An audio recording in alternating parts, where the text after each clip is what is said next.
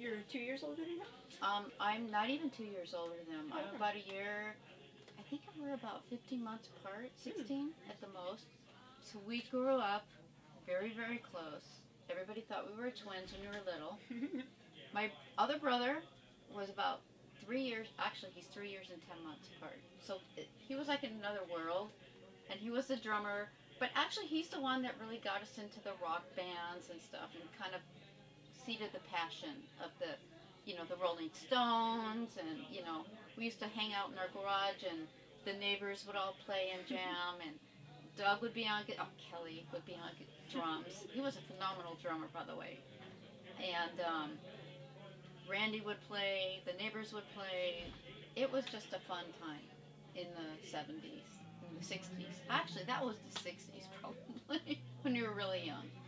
So, but really, really a special time. And you look back and you think, you didn't appreciate those days, but who would have known, you know, what would have happened, and where things would go, you know. Sad, very sad.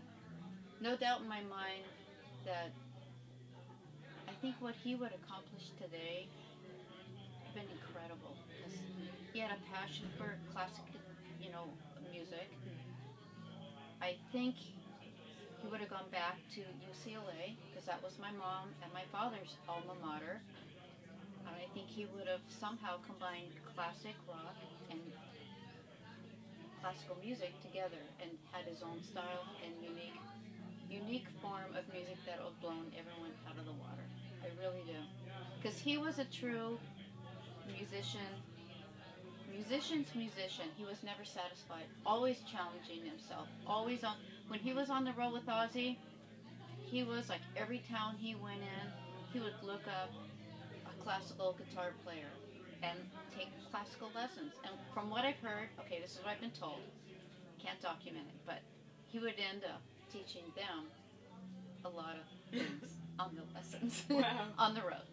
So that's what he did to pass his time, and write more music and classical music. And when he would be home, sadly the short sweet time he would be writing modes and theories, and writing, you know, a lot of his own music. So That's incredible. anyway, so he was a very special person. That's all I can say. What was the event to celebrate his life on December 3rd like? I know Kelly played with Ronnie North and everything. Right. Well, what we've kind of done is, since he's passed the last 30 years, is what we've kind of done as a family.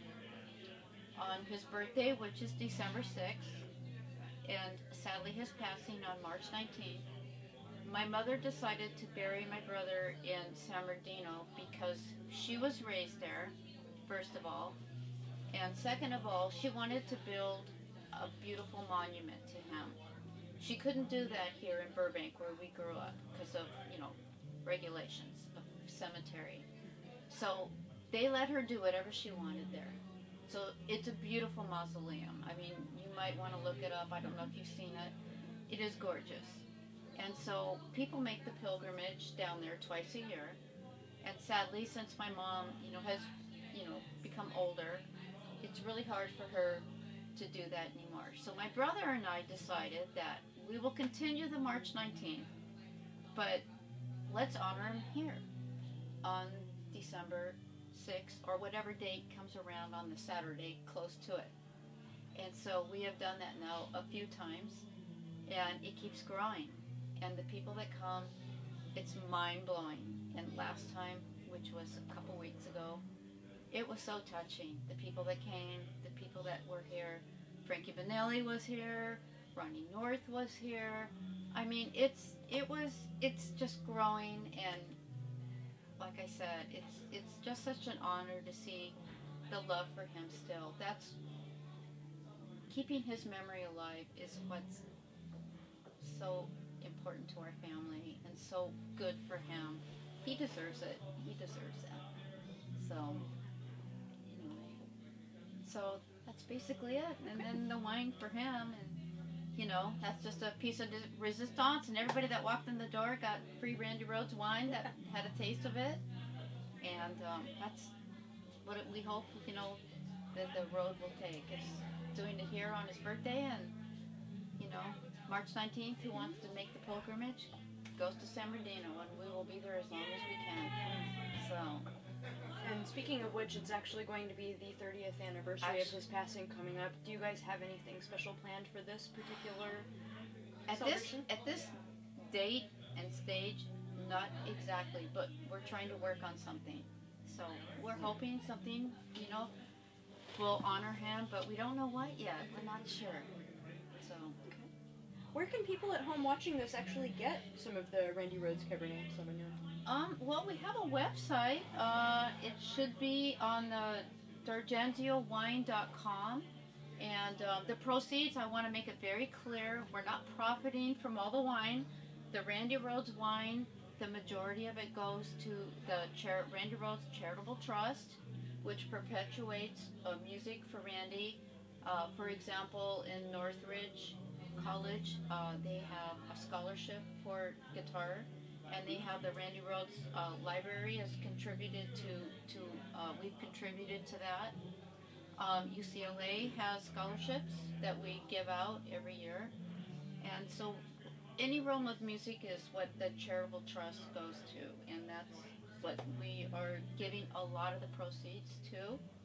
And it is $53 a bottle, and the reason we chose that figure is because he was 53 at the time we made the wine. And so, like I said, the majority of it goes to the Randy Rhoads Charitable Trust. And anyway, that's pretty much the wine story part of it. So, thank you so much. You're welcome. This is Kathy Rhoads, and I'm Leah Sieb with Rock and Roll Industries Magazine. Thanks for watching online.